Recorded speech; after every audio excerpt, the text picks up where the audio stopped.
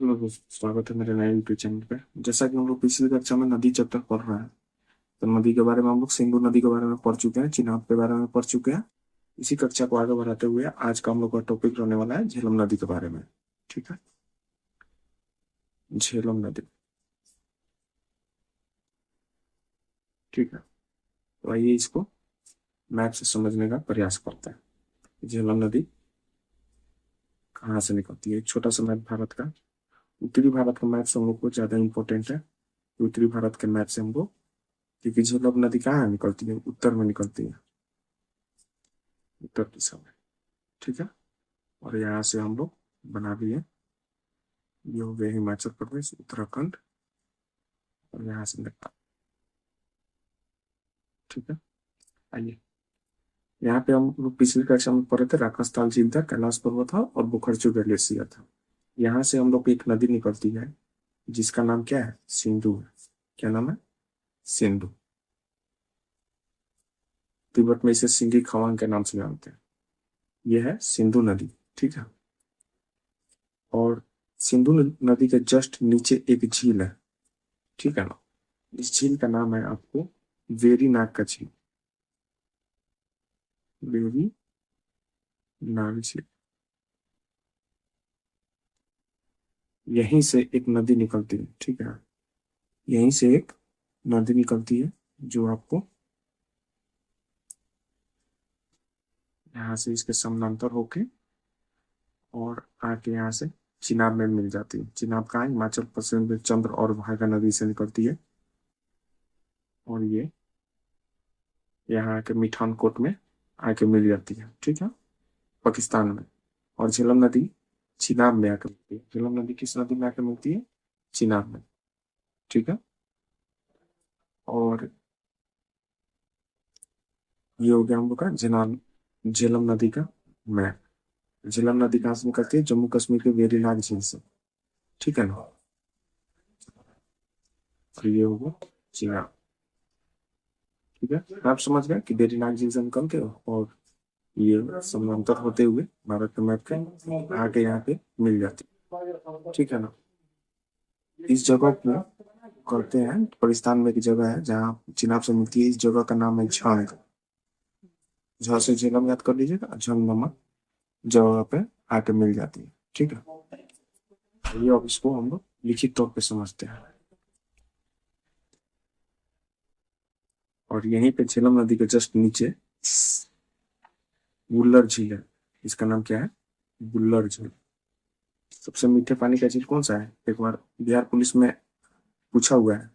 इसी बार बिहार पुलिस के एग्जाम में पूछा हुआ था कि मीठे पानी के झील का नाम क्या है? बुल्लर झील। ठीक है, फिर यहीं पे बुल्लर झील से जस्ट बगल में श्रीनगर, जम्मू कश्मीर की राजधानी जो है श्रीनगर है। चलिए,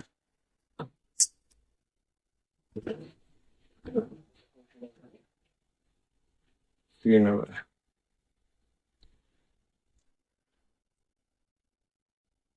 आइए समझते हैं। झेलम नदी जो है जम्मू कश्मीर के वेरी नाग झील से निकलती है। निकलती कहाँ से? वेरी नाग झील से। वेरी नाग झील, वेरी नाग झील, इसकी उत्पत्ति हो गई। ओके, उसके बाद आपको झेलम नदी के किनारे श्रीनगर जो है, श्रीनगर झेलम नदी के किनारे है। झेलम नदी के किनारे,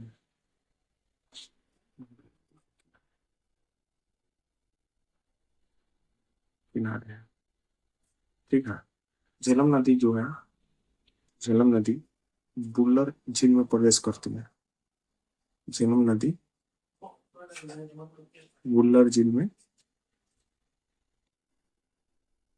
प्रवेश करके फिर निकलती है। बुल्लर झील में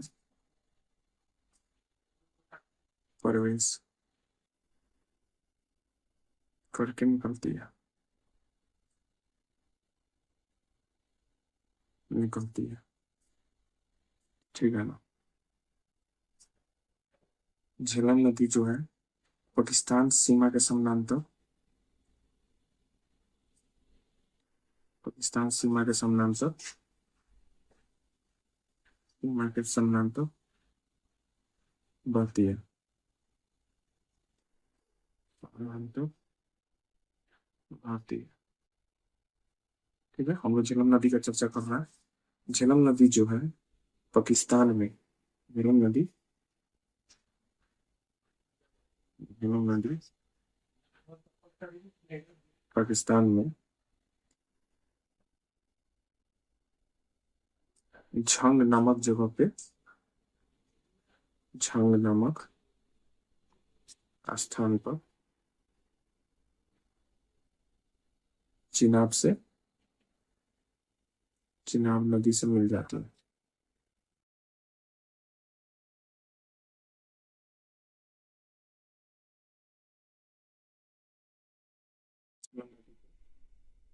वितस्ता भी बोलते हैं। झेलम नदी का क्या नाम है? वितस्ता।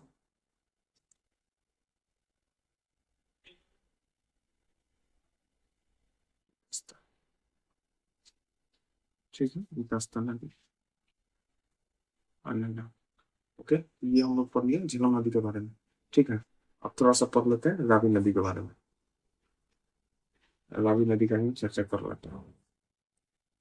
ये हो गया रावी नदी। छोटा समय भारत का हम लोग बना लेते हैं फिर से।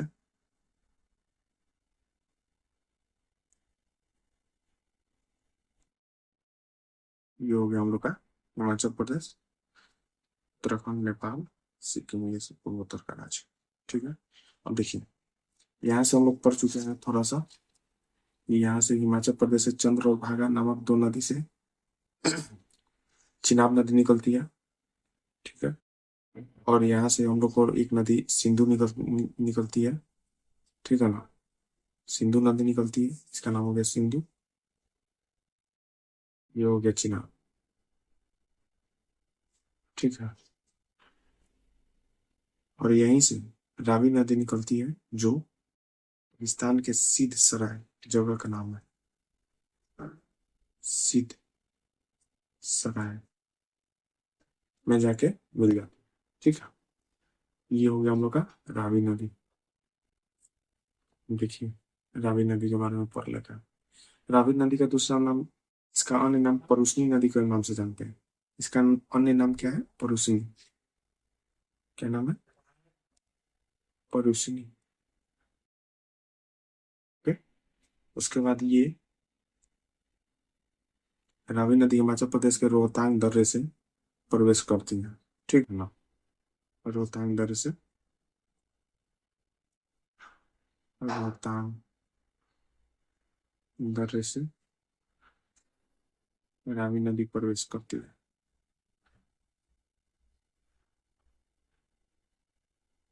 प्रवेश करती है। ठीक है, उसके बाद ये पाकिस्तान में, पाकिस्तान में, पाकिस्तान के सिद्ध सराय, पाकिस्तान के सिद्ध सराय, सिद्ध सराय में चिनाब से मिलती है, चिनाब से मिल जाती है, चिनाब नदी से मिल जाती है। ओके, यहाँ पे समझने में कोई परेशानी, कोई परेशानी नहीं है। ठीक है, और रावी नदी के किनारे ही पाकिस्तान का लाहौर शहर, लाहौर शहर स्थित है। ठीक है ना, अब हम लोग आगे की नदी देखते हैं, सतलज के बारे में। तो हम लोग सतलज, सतलज नदी के बारे में पढ़ते हैं। सतलज नदी। ठीक है, सतलज नदी को, ठीक है ना, इसका नाम है, अन्य नाम, मतलब एक मैप बना के पहले सतलज नदी को समझ लेते ही कहाँ से निकलती है। ठीक है, भारत से मैप बना, उत्तर भारत का मैप को हम लोग कहा सकता है, तो उत्तर भारत का ही सिर्फ मैप बना लेते हैं। ये हो गया हम लोग का हिमाचल प्रदेश, उत्तराखंड, नेपाल, सिक्किम, यहाँ से हम लोग तो सिंधु पर ही रहे, मानसरोवर झील से। ठीक है, उसके बाद यहाँ से हिमाचल प्रदेश से दो नदी निकलती है, चंद्र और भागा नदी से यहाँ से चिनाब आकर मिल जाती है। ठीक है ना, ये हो गया चिनाब, ये हो गया सिंधु, यहाँ लिख देता हूँ सिंधु। ठीक है, सिंधु और चिनाब। और यहीं पे एक झील है, इस झील का नाम क्या है? मानसरोवर। क्या नाम है? मानसरोवर झील। ठीक है, और दूसरी झील का नाम क्या है? तिब्बत में जो राकस्ता। ठीक है, राकस्ता झील।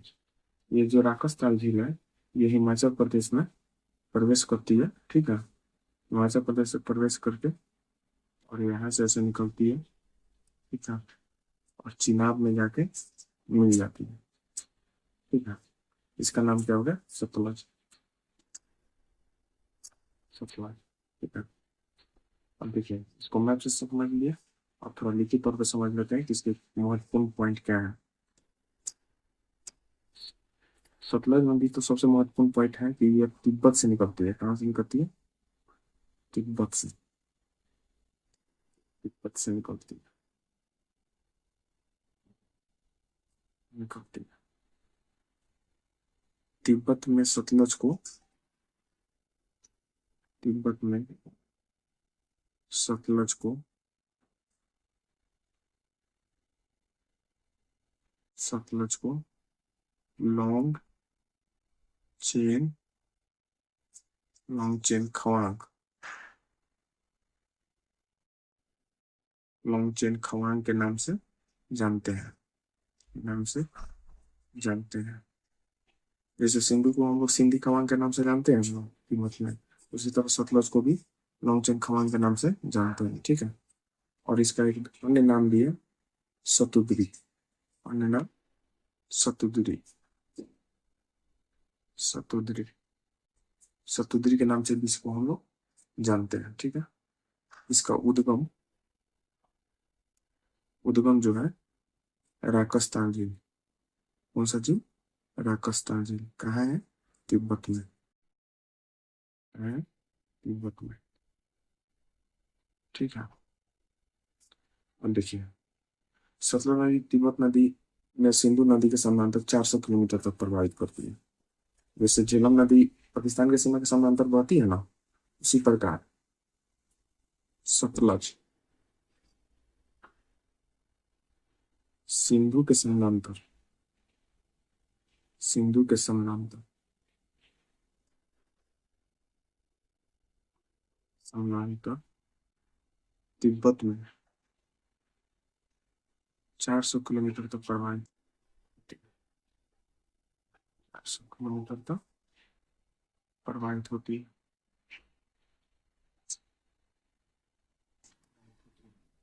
ये भी इंपॉर्टेंट पॉइंट है। ठीक है ना, और ये सतलज नदी सिपकिल्ला दर्रे से प्रवेश करती है। कौन से दर्रे से? सिपकिल्ला दर्रे से। सिपकिल्ला दर्रा का है? हिमाचल प्रदेश में। सिपकिल्ला, सिपकिल्ला दर्रा हिमाचल प्रदेश में, हिमाचल प्रदेश। ठीक है ना, इसी दर्रे से प्रवेश करती है। ठीक है, प्रवेश करती है। ओके, उसके बाद जो है सिपकिल्ला दर्रा हो गया, और ये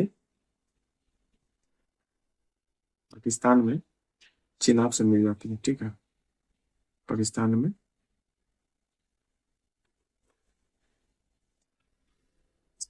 चिनाब से मिल जाती है, चिनाब से मिल जाती है, मिल जाती है। इसकी सहायक नदी की जहाँ तक बात कर रहे हैं हम लोग, सहायक नदी जो है ब्यास में। कौन सी नदी है? ब्यास, ब्यास। ठीक है, तो ये हम लोग सतलज नदी के बारे में पढ़ लिया। ठीक है, अब इसके बाद हम लोग देख लेते हैं थोड़ा सा एक और नदी, हाँ ब्यास, ब्यास नदी को थोड़ा सा है, उसको देख लेते हैं। ब्यास, ब्यास। ठीक है, एक और मैप बना लेते हैं। छोटा सा गुजरात, ये हो गया। ठीक है, यहाँ से ये हो गया हिमाचल प्रदेश, उत्तराखंड, नेपाल, सिक्किम, पूर्वोत्तर। ठीक है, देखिए यहाँ पे तो एक जिंदा मानसरोवर है जो सिंधु नदी से निकलती है। फिर यहाँ पे एक राजस्थान से जो हिमाचल प्रदेश से निकलती है, और यहाँ पे चिनाब से आकर मिल जाती है। ठीक है, चिनाब की दो नदियाँ थी, चंद्र और भागा, तो वो निकल के मिठनकोट में मिलती है, और ये आके आपको मिल जाती है चिनाब में। इसका नाम क्या होगा? चिनाब। इसका हो गया सतलज।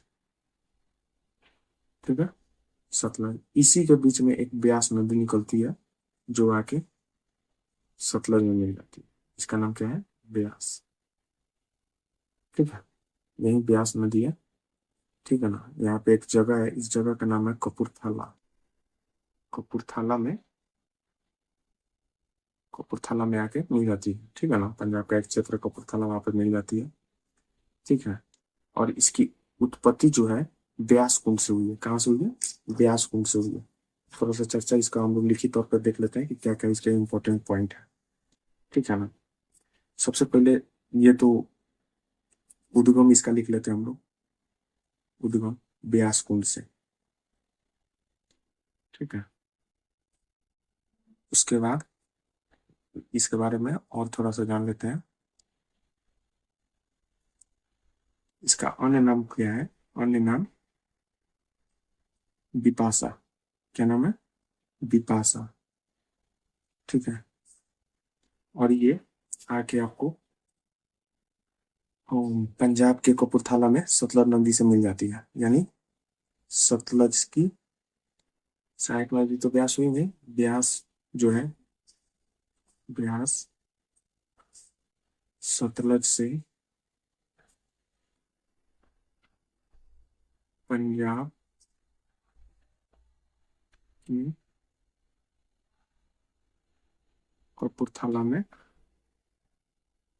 मिल जाती है।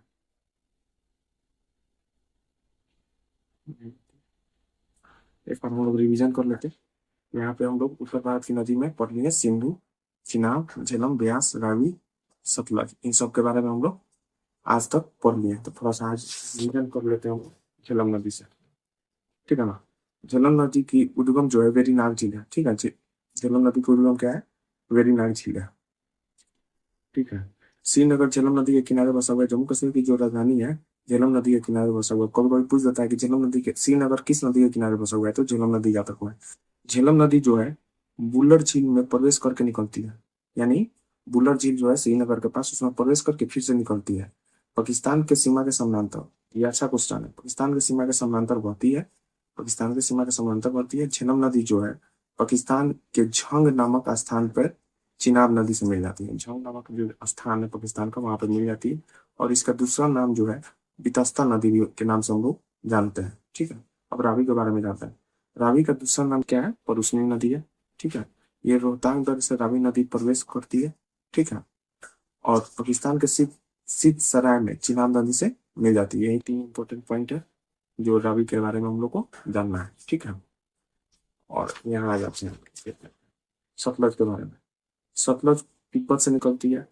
ठीक है, तिब्बत से सतलज नदी, सतलज को लोंगचेन खवांग के नाम से जानते हैं। ठीक है, इसका दूसरा नाम जो है सतुद्री के नाम से भी जानते हैं। इसका उद्गम जो है राकस्तान झील यानी तिब्बत में जो है। ठीक है ना, सतलज सिंधु के समानांतर, सिंधु नदी के समानांतर, सिंधु नदी के समानांतर तिब्बत में 400 किलोमीटर तक प्रवाहित होती है। ठीक है, सतलज सतलज नदी जो है सिक्किला दर्रे से यानी हिमाचल प्रदेश में प्रवेश करती है, और पाकिस्तान में चिनाब से मिल जाती है। ठीक है, इसकी सहायक नदी का नाम क्या है? ब्यास नदी है।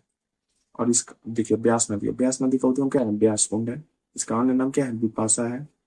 ब्यास सतलज के, सतलज से पंजाब के कपूरथला में मिल जाती है। और जो स्थान पर मिल जाती है उसको कपूरथला में आके ब्यास नदी सतलज से मिल जाती है।